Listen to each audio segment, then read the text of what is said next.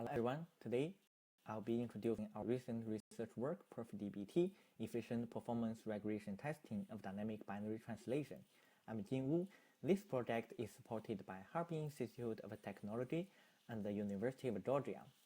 DBT is a key enabling technology. It dynamically translates binary code from a guest ISA to a host ISA. However, the code base of DBT suffers from frequent changes. As shown in this figure, Qemu has more than 10 commits on average every day. In this case, its performance may change frequently across different versions. Thus, it is necessary to conduct regression testing before each commit. However, current testing suites usually take an extremely long time, which are not suitable for quick and frequent tests. For example, it takes 8 hours for Qemu to complete the integer benchmarks of Spec CPU 2017 with reference input. Although there are smaller input datasets such as test, it cannot reflect the same performance changes as the reference dataset. As shown in these two figures, the test and reference input have quite different performance results across different Qemu versions. So the problem here is how we can achieve efficient performance regression testing of a DBT system.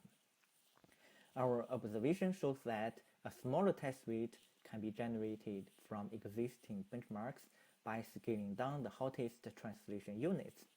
The generated test program can have the similar behavior and performance results compared to the original long-running benchmarks.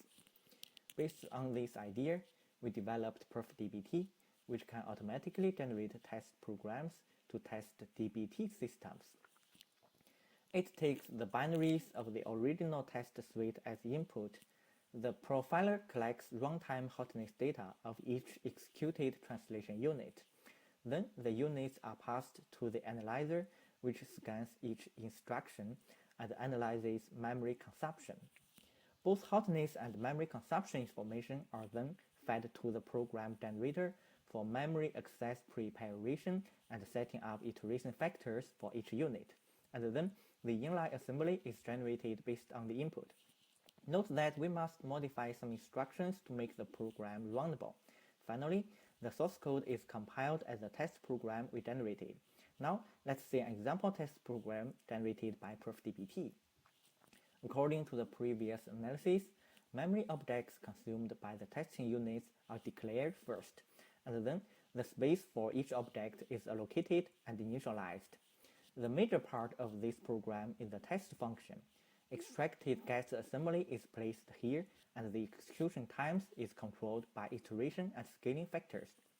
In the end, the occupied memory is cleaned up. Please refer to our paper for more details. We are curious about the testing efficiency and effectiveness of the programs generated by PerfDBT. Now let's see some results.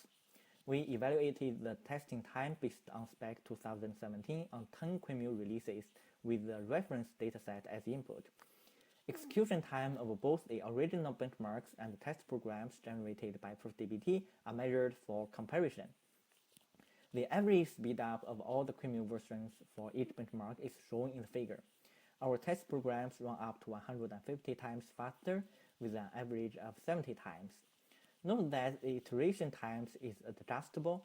There is a trade-off between testing time and the accuracy.